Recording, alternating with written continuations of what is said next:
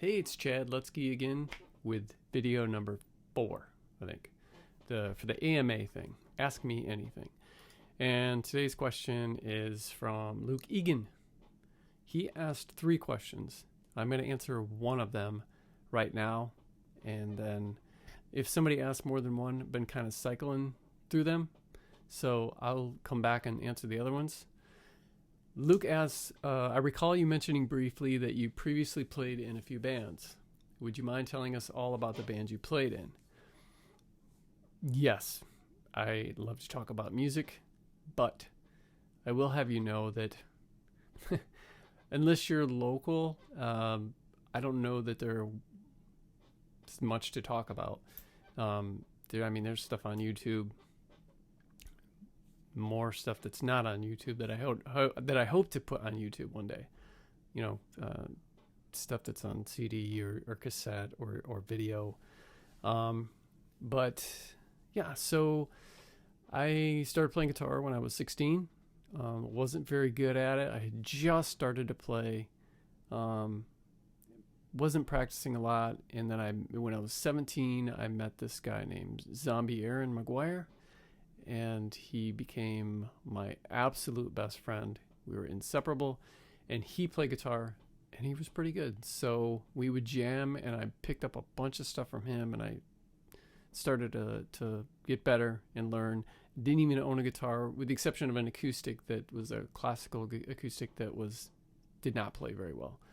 The action was too high, and it was just it was almost not playable. I still own the guitar, though, because it has great sentimental value. But before I got any good at all on the guitar, I was singing. And my friend Aaron and I would write these silly songs about girls and society and how evil people are and how bored we are with, life and just different things, talking on the phone with girls and just a lot of weird off the wall lyrics too that purposely didn't make any sense at all, so that when you read them, they sounded like they were coming from someone who was on LSD, I guess. But we had a lot of fun. I don't even know that I would call it a band, but it kind of was, especially in today's standards, because it was only Aaron and I. I mean, we jammed with a couple drummers, but for the most part, it was just him and I, and then he had a drum machine. And we would play the drum machine through an amp, and we'd make these basement tapes, literally in the basement. And and I have all of this stuff still, and it's like 34 years old or something like that. And I cherish that stuff. And I didn't sing very good, didn't really know what I was doing. And then I discovered a band called The Accused, and I started emulating that singer, Blaine Cook. And so my vocals took a whole different turn.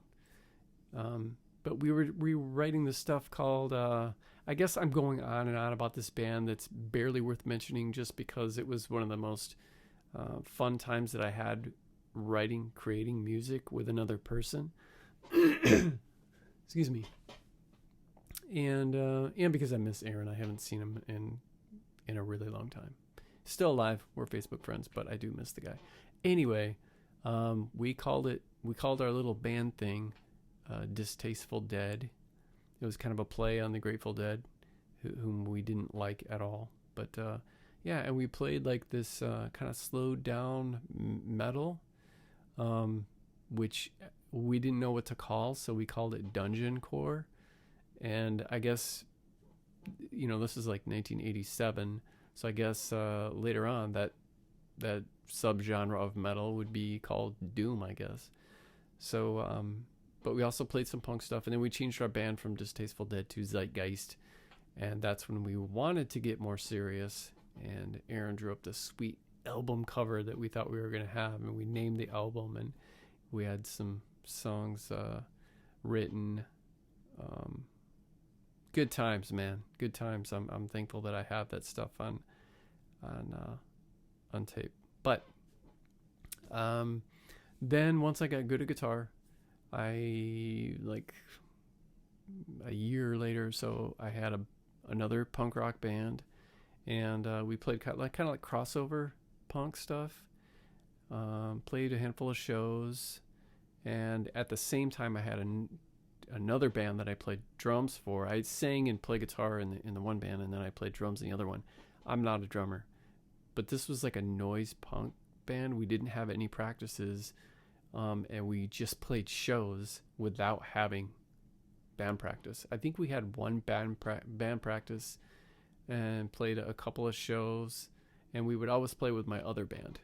So if my band got booked to play a show, then I would get the other one, and then we'd play. And you'd think that people would hate us, but they really didn't. They liked us because we played as fast as we possibly could, and it would get people slamming and stuff. And we had a cool gimmick that we never ended up doing, but what we were going to do is we were using a bass player that was not really into the kind of music that we wanted to play.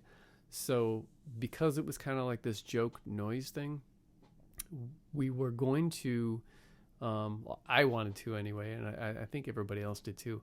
Every show that we played, we wanted to get a different bass player. We wanted to get like, it wasn't that we wanted the bass player for their talent. We wanted them just for their, like, the fact that they would really stand out. Like, we wanted a really old woman to play at one point. We wanted to find an old lady, tiny old lady to play. We wanted to find little kid to play, an old man, I think a girl, because a friend of mine was a bass player and we wanted her to play. But yeah, we just wanted a different bass player every show. And it was a short-lived band that never actually ended up happening. And we just kept the same lineup for every show. That band was called FAF, which is an acronym for Fat Albert and Friends. And then the band that I was playing guitar and singing in was called Dead Skin on My Pillow. And then I played in a couple like bands that barely got off the ground, just like coming up with a name and maybe a couple songs and like a practice, one or two practices, and then just fall apart. Sometimes people, they think they want to be in a band, and then either sometimes drugs or alcohol or just laziness comes into play, and or maybe we wanted to go skateboard instead, and so a lot of this stuff didn't happen. So I had a lot of those bands that were like on the verge of happening, but then just didn't. A lot of those. I was in like a bar type band that didn't have a name, and we played stuff like Thin Lizzy and Judas Priest, I think AC/DC and stuff like that. Just like bar band stuff, cover songs.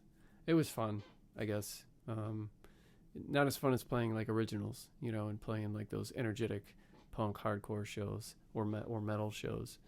I was in a band called Grog, originally called Chaotic Intent, and we played kind of like really fast, like hardcore punk, almost that leaned almost toward like Slayer, sort of like old Slayer. I ended up leaving that band. Still love those guys. Still friends with them, but I ended up leaving it. A lot to do with I just didn't like it was too metal for me at the time. I wanted to play just punk rock stuff. But then I played another metal band. That was a lot of fun. Good guys. I think we called it Plant Damage. Never played a show, but it was just this thing where it didn't matter. We just wanted to get together a couple times a week and hang out, and we had this whole long list of covers that we were doing, from Ozzy and I think Sabbath to Metallica and Nirvana and stuff like that. I think it was like 1991. Then I had a band called Zero, and this was actually before Billy Corgan from Smashing Pumpkins kind of took that word, and you saw it everywhere. It was before that, but this was we played like punk and funk, like a punk funk hybrid with some experimental rock. That was a lot of fun. Played some shows, recorded some music, Still got it on tape. None of that is on YouTube, I don't think. Actually, I think the live performance is on YouTube, but the video is poor quality. We filmed a lot of videos stuff, but I lent it to the singer a while ago, and he lost it. Doesn't even remember having it. Then I played it in a band that was supposed to be comprised of a bunch of local musicians. We weren't going to play shows. It was just to record songs, write songs. I wrote all the songs, and then I would grab all these different musicians from different bands and have recording sessions and do that. Didn't get some of the musicians that I wanted. One went to prison, and another one moved to Florida.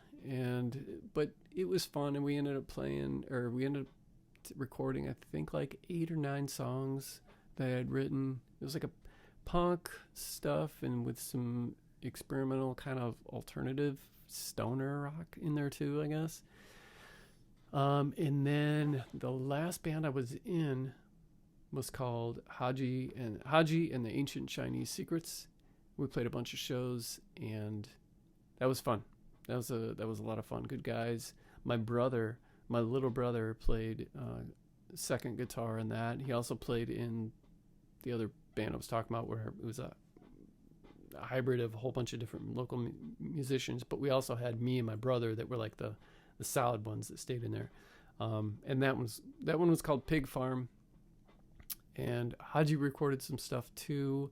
I think we recorded an 8-track and then like something else. I don't know, but I think there's a couple live shows or live songs on YouTube, and I have plenty more that I would like to get up there. But that's it, man. I miss being in a band. I would love to go play shows again. I would love to, even if shows aren't involved in playing shows that's really cool. It's so much fun. But just to sit down with a good friend and write music, and just create this thing, this like living thing, and then recording it and having it forever. I really, really miss that. And, with the technology today, the only excuse that I really have that I'm not like recording music is that I started writing and then took it very seriously. And that's kind of my career. I spend, a lot of my time doing that. So I don't have time to learn the learning curve of recording music, and even like remotely. But man, you know what? If I can one day do that, I would absolutely love to write some stuff and record it and have it sound really professional. So, Luke, man, thanks for asking that question. Honestly, I could talk all night about music stuff, band stuff, and as you can probably tell, I do miss it. It's I'm very nostalgic when it comes to that stuff. Miss it big time. So thanks for your question. I'll get to the others, and anybody else who has any other questions, please feel free to comment on this video. If you're on Patreon and you're seeing it, then comment on there, or send me a message through there, or send me an email. Send me a message on Twitter, Facebook, Instagram, whatever, man. Just I'll answer just about anything. Just, I guess, be respectful, and doesn't have to be about writing, or it can be all about writing. I don't care. But thanks for watching. Thanks for the questions, and until next time, probably in another week or two. Thanks.